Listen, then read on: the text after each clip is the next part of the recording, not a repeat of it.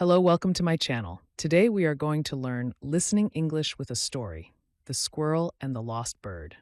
In a big old park lived a little squirrel named Sammy. Sammy was a happy and playful squirrel. He loved to run up and down trees, collect nuts, and chat with his friends. One sunny morning, Sammy was busy burying nuts near a big oak tree. Suddenly he heard a soft, sad sound. Chirp, chirp. Sammy stopped digging and listened carefully. Chirp, chirp. The sound was coming from the bushes nearby. Sammy was curious. He hopped over to the bushes and peeked inside. He saw a little bird sitting on the ground. The bird was very small and fluffy with bright yellow feathers, but it looked sad and scared. One of its wings was bent in a funny way. "Hello?" Sammy said gently. "Are you okay?" The little bird looked up at Sammy with big, teary eyes. "Chirp, chirp," it chirped sadly. "What's wrong?" Sammy asked. "Are you hurt?" The little bird chirped again and pointed its beak at its bent wing. Sammy understood. The bird's wing was hurt. "Oh, I see," Sammy said. "Your wing is hurt. How did that happen?" The little bird chirped sadly and shook its head. It seemed like it didn't know how it got hurt. Maybe it had fallen from a tree. "Don't worry," Sammy said kindly. "I will help you." Sammy had never helped a bird before. He was a squirrel, and the bird was a bird. But Sammy knew it was important to help someone in need, even if they were different. "Can you fly?" Sammy asked the little bird. The bird tried to flap its wings, but it couldn't fly. It just hopped a little bit on the ground. "Chirp, chirp," it chirped sadly again. "No, you can't fly," Sammy said. "You are lost and hurt. You need help."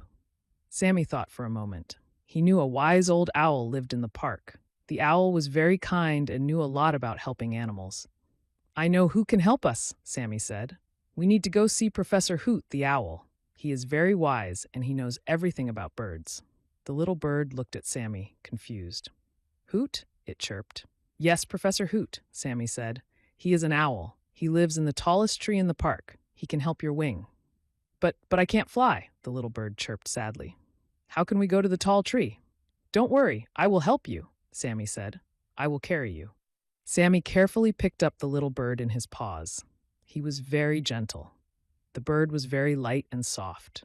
Sammy held the bird close to his chest and started to walk towards the tallest tree in the park. It was a long walk to the tallest tree. Sammy was a squirrel, so he was good at climbing trees, but walking on the ground with a bird in his paws was a little bit slow and tiring. But Sammy didn't give up. He knew he had to help the little bird.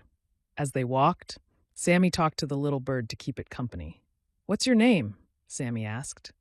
"Pip," the little bird chirped softly. "My name is Pip." "Nice to meet you, Pip," Sammy said. "I'm Sammy the squirrel. We are going to see Professor Hoot. He will make your wing better," Pip chirped weakly. It was still scared and sad, but it felt a little bit better knowing that Sammy was helping. Finally, they reached the tallest tree in the park. It was a very, very tall oak tree. Professor Hoot lived at the very top of the tree. "Wow, it's tall," Pip chirped, looking up at the tree. "Don't worry, I can climb it easily," Sammy said. "Hold on tight." Sammy started to climb the tall tree. He was very good at climbing. He quickly went up and up, carrying Pip carefully in his paws. It took a little while to climb all the way to the top, but Sammy was strong and determined. He kept climbing until they reached Professor Hoot's home in a hollow part of the tree. Professor Hoot was sitting on a branch, reading a book. He was a big, wise-looking owl with round glasses. He looked up when he saw Sammy and Pip. "Well, hello, Sammy," Professor Hoot said kindly. "And who is this little friend you have with you?" "Hello, Professor Hoot," Sammy said. "This is Pip.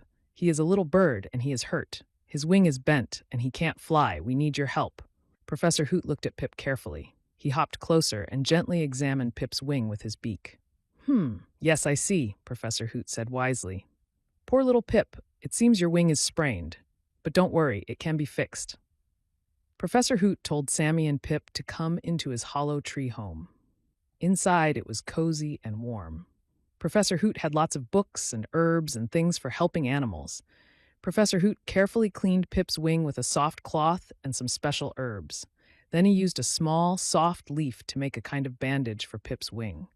He was very gentle and careful. "There we go," Professor Hoot said after he finished.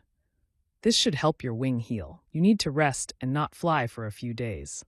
Sammy, can you help Pip stay safe and bring him food for a while? Yes, of course, Professor Hoot, Sammy said happily. I will take care of Pip. Thank you, Sammy, Professor Hoot said.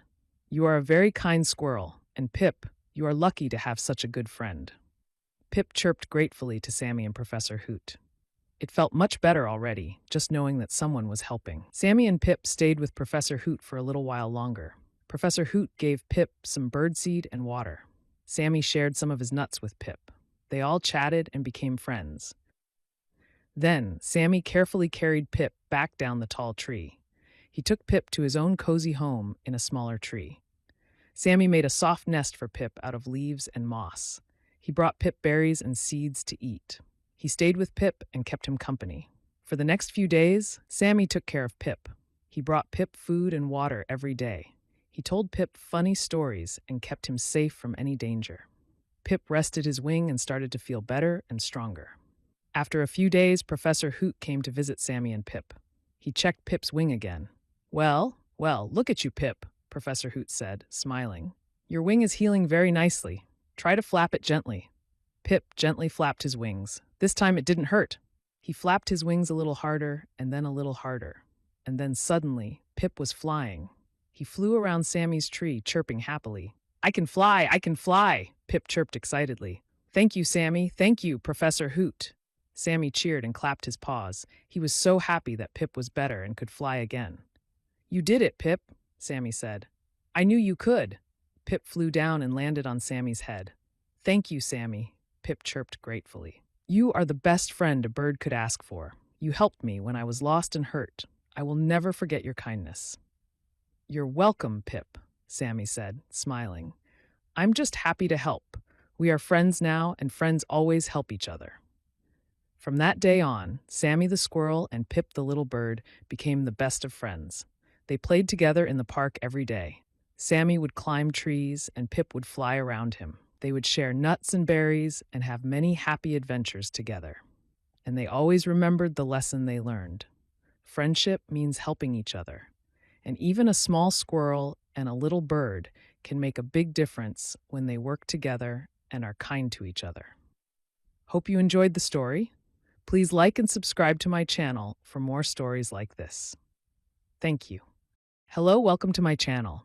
Today we are going to learn listening English with a story. The Little Gardener. Once in a small house with a big garden lived a little boy named Leo. Leo loved to play games and have fun, but he didn't really like doing chores or taking care of things. One sunny spring day, Leo's grandpa came to visit. Grandpa was a wise old man who loved gardening. He had a big garden at his own house, full of flowers and vegetables. Hello, Leo, Grandpa said, smiling. How are you, my boy? I'm good, Grandpa, Leo said, but he didn't sound very excited. He was playing a video game and didn't want to stop. Grandpa looked at Leo's game and then looked out at the big garden. Leo, Grandpa said, I have an idea. How about we start a little garden just for you in our backyard? Leo stopped playing his game and looked at Grandpa. A garden? For me? He asked. He had never had his own garden before. Yes, Grandpa said. A small garden, just for you to take care of. You can grow flowers or vegetables, whatever you like. Leo thought about it. A garden sounded like a lot of work. He wasn't sure if he wanted to do it, but Grandpa looked so happy and excited about the idea. Okay, Leo said slowly. Maybe. What do I need to do? First, we need to choose a good spot for your garden, Grandpa said. They went outside to the backyard and looked around. They found a sunny spot near the fence. This spot is perfect, Grandpa said. It gets lots of sunshine, which plants need to grow. Next, Grandpa showed Leo how to prepare the soil. They used shovels and rakes to dig up the ground and make it soft and ready for planting. Leo helped a little, but he got tired quickly. Grandpa did most of the hard work. Then it was time to choose what to plant. Grandpa took Leo to a garden store. They looked at all kinds of seeds and small plants. Leo chose seeds for sunflowers and carrots. He liked sunflowers because they were tall and bright yellow. He liked carrots because they were yummy to eat. Grandpa helped Leo plant the seeds in his little garden. They made small rows in the soil and carefully put the seeds in the ground. Then they covered the seeds with soil and watered them gently. Now we wait, Grandpa said. And we need to take good care of your garden. Plants need sunshine, water, and care to grow. Leo nodded, but he was still not sure about this gardening thing. He went back to playing his video games. Days passed, and Leo mostly forgot about his garden. He played games, watched TV, and had fun with his toys. Grandpa reminded him a few times to water his garden, but Leo often said, "Later, Grandpa. I'm busy now." Grandpa watered the garden himself sometimes because he knew the little seeds needed water to grow. 1 week later, Grandpa came to Leo and said, "Leo, let's go check on your garden. I think something is happening." Leo was still playing his game, but Grandpa sounded excited. Leo put down his game controller and went outside with Grandpa. They walked to the little garden. Leo looked at the soil. He didn't see anything special. "I don't see anything, Grandpa," Leo said, sounding a bit bored. "Look closer, Leo," Grandpa said, pointing to a small patch of soil. Leo looked closer, and then he saw them. Tiny green sprouts were pushing up through the soil. They were small and delicate, but they were there. "Wow," Leo said, surprised. "Little plants. They are growing." "Yes, they are," Grandpa said, smiling. "These are your sunflower and carrot plants starting to grow, but they need your help to grow big and strong." Grandpa explained to Leo that the plants needed water every day, especially when it was sunny. They also needed to be kept free of weeds, which are other plants that can steal food and water from the plants Leo wanted to grow. Leo looked at the tiny sprouts. He suddenly felt different. These little plants were his. He had planted them, and now they were growing. He felt a little bit proud. "Okay, Grandpa," Leo said. "I will take care of them. I will water them every day." And Leo kept his word. Every day, Leo remembered to water his little garden. He used a small watering can and gently watered the plants. He also helped Grandpa pull out the weeds that were growing around his plants. It wasn't always easy. Sometimes Leo was busy playing or wanted to watch TV, but he remembered his little plants and he knew they needed water. So he made sure to water them, even when he didn't really feel like it. Days turned into weeks, and weeks turned into months. Leo watched his plants grow bigger and bigger. The sunflower plants grew tall and strong, with big green leaves and thick stems. The carrot plants grew leaves above the ground, and Leo knew that carrots were growing under the soil too. Finally, the sunflowers started to bloom. Big, bright yellow flowers opened up towards the sun. They were so beautiful. Leo was so happy and proud when he saw his sunflowers in full bloom. And then it was time to harvest the carrots. Grandpa showed Leo how to gently pull the carrots out of the ground. They were long and orange and smelled sweet. Leo had grown his own carrots. Leo felt so proud of his garden. He had taken care of it, and now it was giving him beautiful flowers and yummy vegetables. He learned that taking care of something, even when it's a little bit of work, can bring great rewards. Grandpa smiled at Leo. "You see, Leo," Grandpa said, "taking care of a garden is like taking care of anything important. It needs responsibility and effort. But when you are responsible and take good care, you can grow beautiful things and feel very proud of what you have achieved." Leo nodded. He understood what Grandpa meant. He had learned a valuable lesson about responsibility. It wasn't just about watering plants. It was about taking care of anything important in life and seeing it grow and flourish because of your care and effort. From that day on, Leo was not just a boy who loved to play games. He was also a little gardener who knew the importance of responsibility and the joy of watching things grow when you take good care of them. And he continued to take care of his garden, growing flowers and vegetables and learning more about responsibility every day. And he felt very happy and proud to be a responsible little gardener. Hope you enjoyed the story. Please like and subscribe to my channel for more stories like this. Thank you. Hello, welcome to my channel. Today we are going to learn listening English with a story. The Honest Little Woodcutter. Once upon a time, in a small village near a thick forest, there lived a poor woodcutter named Ben. Ben was a kind and honest man. Every day, he went into the forest to cut wood. He would sell the wood in the village to earn money for his family. Ben was not rich, but he was happy. He lived a simple life and was always truthful. He believed that honesty was the best way to live. One sunny morning, Ben went to the forest as usual. He walked deep into the woods until he found a big, strong tree. "This tree is perfect," Ben said to himself. "It will give me plenty of wood." Ben started to chop down the tree with his axe.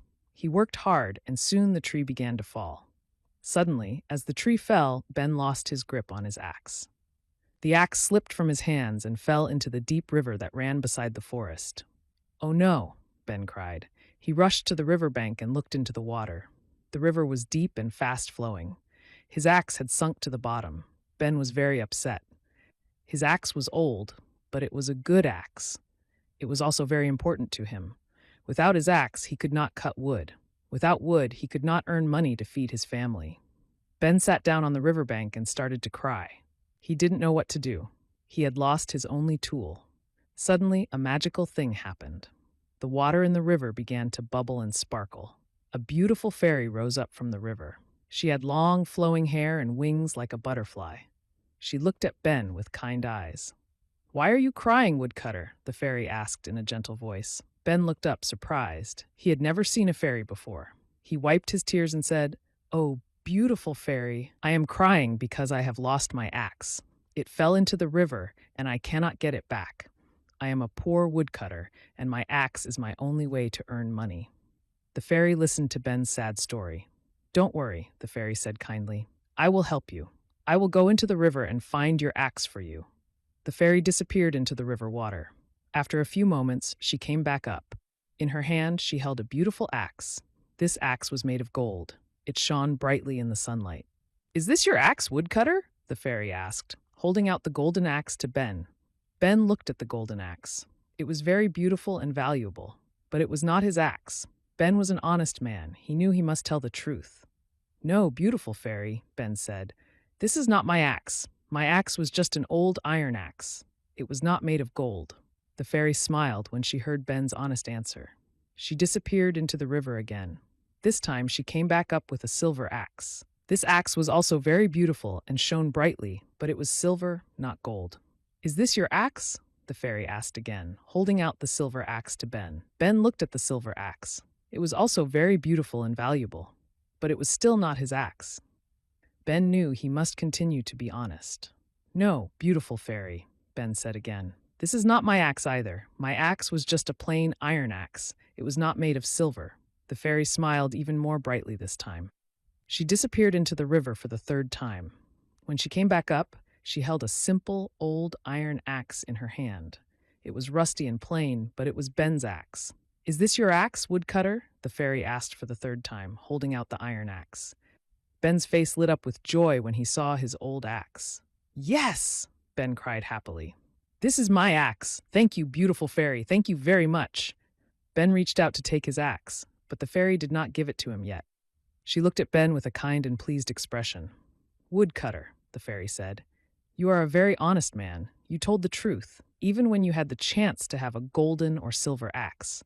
Because of your honesty, I will give you all three axes: the golden axe, the silver axe, and your own iron axe. Your honesty is a great treasure, and you deserve to be rewarded." Ben was amazed and grateful. He could not believe his ears. The fairy was going to give him all three axes. "Oh, thank you, beautiful fairy," Ben said, bowing his head in respect. "You are too kind. I only wanted my own axe back. I never expected to receive such a wonderful gift." The fairy smiled and gave Ben all three axes. Ben thanked the fairy again and again. The fairy smiled and disappeared back into the river. Ben returned to his village, carrying all three axes: the golden axe, the silver axe, and his old iron axe. He showed the golden and silver axes to his family and told them the story of the honest fairy. The story of the honest woodcutter and the fairy spread quickly throughout the village. Everyone admired Ben for his honesty. They learned that honesty is always the best policy, and that being truthful, even when it is difficult, can bring great rewards. Ben used his old iron axe to cut wood as before. He did not sell the golden and silver axes. He kept them as a reminder of the fairy's gift and the importance of honesty. Ben continued to live a simple and honest life, and he was respected and loved by everyone in the village. And he always remembered the lesson he learned from the river fairy. Honesty is always the best way, and it brings its own rewards. Hope you enjoyed the story. Please like and subscribe to my channel for more stories like this. Thank you.